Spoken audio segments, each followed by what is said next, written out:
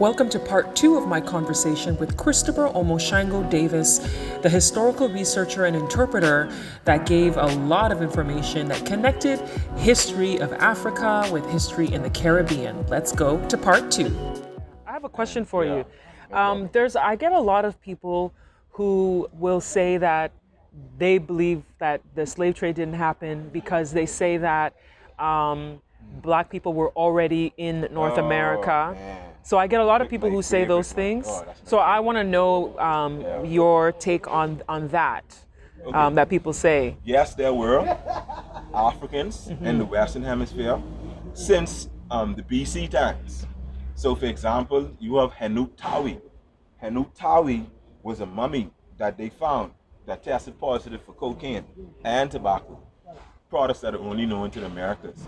And this was like in 1800 BC. Yeah. So that one is already proven. You also have Kanten Musa from the Kingdom of Mali, who was the uncle of the great Mansa Musa. Right. Everyone made their pilgrimage to the east, he made his to the west. Only 6 ships returned, and they returned with some products. But then again, they have these pre-Columbian examples of African bodies finding maize and corn in their stomach. So obviously there was some exchange going on. Furthermore, you have a man from Sweden or Denmark, Switzerland, one of those places, but he was Scandinavian. His name was Thor Heyerdahl. And this is a white man who can't take the sun like that, he on the equator, literally hopping on rafts, and the sea current was taking him to the Western Hemisphere. With no motor, no sail, just gone in the raft, and the sea currents naturally took you there. Now, this is where the misinformation comes in. Dr. Ivan van Sertima, I would say he's from Guyana.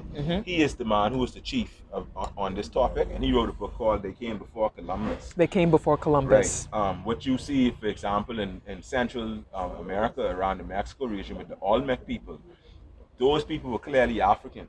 And they have distinct statues. The first man that found them, as a matter of fact, in 1858, his name is Jose Melgar, and he was a native Mexican. And the first thing he said when he saw it, he was like, what the hell are these black statues doing in Mexico? And what's so strange is they never show you the back of an Olmec head. Because you could look at the face and you see the broad, the stereotypical African look. But the back of the head is really the giveaway, you understand? Because they have 7 braids, plaited braids in the back of their heads. And then you could distinctly see ones with a sharper nose, more slanty eyes, and then you see ones with rounder noses, more robust faces and stuff. And those people were believed to be Nubians from the ancient Nile Valley. Now, this is where the mistake comes in. We as African people, with all the misinformation, we have to be careful not to repeat the same actions as the colonizer. All indigenous American people were not black. So they used the Olmec again for the example. They have done the DNA testing, and what they found in the Olmec society is that about 15% of the priests and nobleman class within Olmec society were African people. And that's in the North American? That's Central America. The Olmec Central people, America. Okay. Predecessors of the Mayans and the Aztecs and all of those people, right? And they do the DNA and they actually prove it. But so like between 13 and 15% were actually of African. So that's not all. That's not all. Now, what we did do though, and this is where it's still a lot of research to be done, but what is amazing is these people who came from the Nile Valley, and when they arrived was the same time that these cultures began to build pyramids. You understand what I'm saying? There's a really interesting documentary called Revelation of the Pyramids. And that makes a claim, and it goes with a lot of my Kemetic brothers who are actually saying that the effect and the influence of the Nile Valley is much greater than we would know. But many of the scholars, they have to be responsible in not saying that, oh, well, these indigenous Americans were black. And I come from the Bahamas. So it's a really sensitive subject for me for 2 reasons. One being I come from the Bahamas. Christopher Columbus completely wiped out the indigenous population of the Bahamas. 70,000 people. They were called the Lucayans. There's no such thing as a Lucayan anymore. They were wiped out completely. Wiped out completely. Some ran away and absorbed with other tribes. So you might find one person who have the DNA, but culturally, linguistically, they pretty much wiped out. You understand? Secondly, my mother is actually from Trinidad. And she is what we call Kalinago, mixed with Wararu from the Venezuela Orinoco Basin in Venezuela. And then, of course, the other side is black, right? And The Kalinago is their proper name. Columbus actually called them Caribs. But what Carib meant in their language was man. You understand? So there's so much misinformation about the indigenous American side of things. And then especially in Latin America where they've been fused together so much. It's a very complex issue. So like in a Spanish colony, they had a policy of amalgamating and trying to have as many kids with them so that in several hundred years time you wouldn't know the difference, and they were actually successful in that. And when you look at a lot of the racial hang-ups, you'll have a guy, my complexion, his eyes might be a little yellow and his hair might be a little curly, and he'll tell you, look you in your face, look, I'm not black. Yeah, And I've you'll be heard like, those stories about yeah, South Americans, especially yeah, and in so particular. it shows you, even though Brazil, for example, is the place with the most Africans outside of any Yes, it African is, and country. people don't talk about it enough. Right, and again, it's all about this historical propaganda that's been protruded on us. Nations like Argentina, are extremely racist. We could be honest. I've Look heard. at their football team. Yeah. They literally made conscious efforts to whiten their country up. And these are things that we have to accept and acknowledge, and we have to hold people responsible for these things to task, and people that continue to benefit off of African suffering to task. Yeah, I hope I answered your Yeah, question. you did, because Okay. I do get a lot of people who Yeah. will say that it didn't really happen, that they'll Right. say the transatlantic slave trade didn't happen. And Garbage. I've always That's thought to myself utterly, that I don't dispute that there were people of Yeah, African descent, of course. but to negate an entire Thank you. transatlantic Yeah. slave trade just because there was a population of people, Thank you. it doesn't It's- make sense to makes me. no historical So it's like sense. you're basically telling people whose ancestors went through the brutalization that it didn't happen and that it's not important. Right, exactly. Why can't the people who believe that accept that it happened on Right. like it happened on that side, and this side, yes, there were some people. Exactly, right. When Columbus was moving through, he actually saw Africans. Yeah. He saw one group around present-day Panama, and they were believed to be Wolof people. He saw some in Hispaniola as well, and there are other people. And furthermore, even when Columbus came over, the black role in even Columbus's voyage is something that's historical fact. And there were several different roles. I give you just three of the examples. One was Columbus's personal little slave boy, who was a typical slave from Africa, who he had enslaved, make him work for free, treat him like an animal. Then you had Pedro Alonso Nino, aka Pedro Alonso the Moor, and he was a guy who was half black, half white, lived in Portugal and Spain. He was a navigator, still experienced a lot of racism, but he was actually the guy that drove the ship called the Nino. You understand? And then my personal favorite who's on the trip is a man named Rodrigo de Triano. And Rodrigo de Triano was the one that saw land at first. Now, I ran into some scholars who tried to tell me that he was not an African.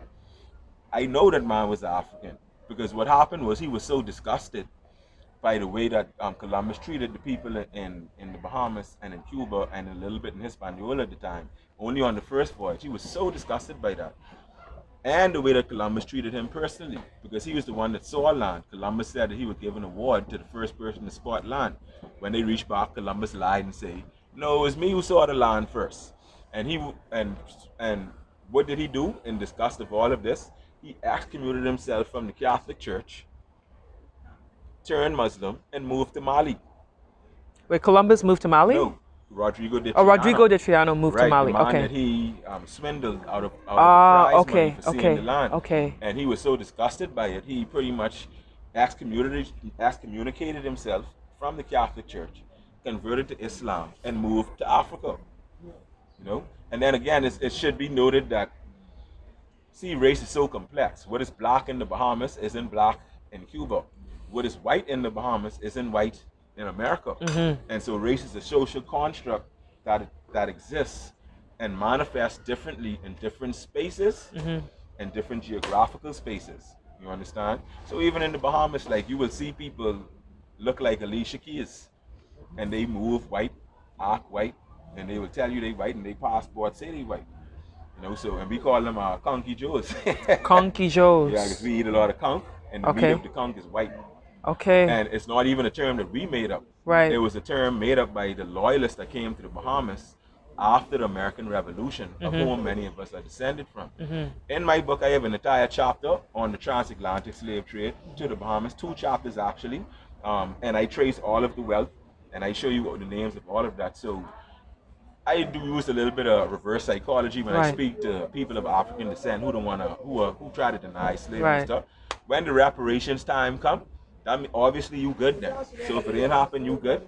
Give me your share. You understand what they saying? Yeah. So say the name of your book again. The name of my book and my business, my entity, my research company is Sankofa Flamingo. Right? So you can find me on Instagram and Facebook as Sankofa Flamingo, and also Christopher Omo Shango Davis. Omo Shango being Yoruba for the son of Shango, the god of fire, lightning, justice. The ones that the people of Haiti called upon, as well as another one named Ogun to win their revolution when they defeated Napoleon Bonaparte, Spain, and England all at the same time. But we don't like to talk about these things. And of course, some of those people were also Akan, but most of them were Fawn and people from the Congo. And that Haitian Revolution literally deserves like a 10-season Game of Thrones style show. And that's how crazy it is. That would be so amazing to see a show like that. Right, and that's something that I dream to see. But you see what they did to Donnie Glover. That's why he kind of got blocked, or I should say whitelisted from Hollywood, because he was always on this. Oh, we got to do the Haitian Revolution. We got to do a movie on Queen Nzinga. We got to do a movie on Queen Nani. We got to do and they just wasn't feeling it at the time. You understand? But now it's good to see that African content, African history, and all this stuff is now beginning to be able to take the place that it needs to. Yeah. And people need to realize, as Dr. Henry Clark said, great mentor, probably best historian of the 20th century, in my opinion, he said that African history are really the missing pages of world history. You understand? And it's so much, and he really was just an awesome man. Talk about how, break down the whole history. Like most of human history is Africa and took place in Africa. And the African woman has been relegated to the bottom of the pile. And that's the saddest part, because the world owes everything to the African woman. Things we take for granted. Back to that survival mode thing, we were not able to form proper societies and civilizations until we could actually sit down and think. Prior to that, our entire lives revolved around eating and shelter. You gotta find food, you gotta kill this. The black woman is the one that discovered fire, discovered husbandry, agriculture, things that we take for granted, so that we could sit down and think. And then languages started to evolve, mathematics started to evolve, and stuff like that. You have artifacts like the Omo Shango bone in the Congo region, over 20,000 years old. And this was actually a talisman calculator, 20,000 BC. And then you have something that's even older than that, the Lebombo bone, found in South Africa, that they believe, they can't even tell you how old it is. At least 40,000 BC. That's And fascinating. these were things with a bone with gold and quartz at the top, and then they have the different numbers showing you multiplication. But then when you go to school, what you learn in Pythagoras theorem. The Pythagoras And theorem. man, I haven't them heard is- that term yeah, since high school. Right, but man, them learning these things from Greece, and Greece came around in 800 BC, and you have a bone in the Congo that dates back to 20,000 BC. You understand? So why is that not in the curriculum as well? And it should be in the European curriculum as well, because then you will see people will stop looking at Africans as being inferior and thinking that they need to come here and save somebody. Pressure your own people, your own corporations to stop exploiting our resources and things of that nature, like the coltan that we mentioned, even Ghana cocoa. Yeah. Ghana and Ivory produce 80%, 90% of all the cocoa in In the world, yeah. But all I know about is Belgian chocolate, Yeah. German chocolate, and Yeah. this comes, you know what they say? Yeah. So, we know what's happening. Yeah, But yeah. the rest of the world need to wake up to it, right? So with all of this knowledge and learning, it's like a lifelong learning you've been doing. Yes. Is this your first trip to Ghana? Yes, I consider it. I've been to Africa before, South Africa, and I used to be an athlete as well. A lot of people know me back home. Firstly, as an athlete, What I sport? retired beach soccer. Okay. And before that, Shotokan karate. Yeah, Okay. Yeah, before that, Shotokan. So I went to South Africa for a karate tournament. Brought back a gold medal too for the Bahamas. Congratulations. Proud to say. In the mood, because we just won 2 gold medals at the Olympics. They got Congratulations. Shawnee Miller, Stephen Gardner. Hey, we proud of y'all. Y'all caused me embarrass myself in Ghana, because I was screaming and them, like, what this fella doing? And I said, hey, from the Bahamas, we just win a gold medal. They like, oh, okay, you got to pass. Congratulations. Yeah, but the thing is, they like, I read this article where they said, how come Ghana has never won a gold medal? But technically speaking, y'all have won many gold medals. Many of those Jamaican sprinters come from those same communities where the Khan people founded. Yeah. You understand what I'm Yeah. saying? And if I'm not mistaken, Usain Bolt is one of those people, fastest man of all time. You understand? So again, it's all about, as as Kwame Ture says, aka Stokely Carmichael, we have to have an undying love for African people first, see ourselves in each other, see ourselves as brothers and sisters. It don't mean we have to hold hands and sing kumbaya and cross this finish line together. No, we passed that now.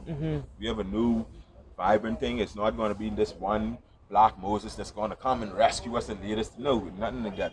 All of us have to do our own part. You know, what you do on your platform, just educating people. You know, what I'm doing, the boring side, in the archives, so I think looking at People still want to hear it. People still want to hear it. You know, so I'm just happy that I was able to come on your Yeah, platform. yeah, this is share, great. you This know. is great. I know there's a lot of people who are going to be very interested in this Yes, conversation. yes. Well, they could always hit me up. Oh, I'm sorry, the name of my book, to reiterate, is Sankofa Flamingo. Also the name of all my handles, Instagram, Facebook. And thanks for watching this episode. This was part 2 of my conversation with him. If you missed part 1, the link will be in the description box. And part 3, the final part, is coming soon, so do stay tuned for that episode. Don't forget to like and to share this video. And if you haven't subscribed yet, hit that subscribe button. See you next time.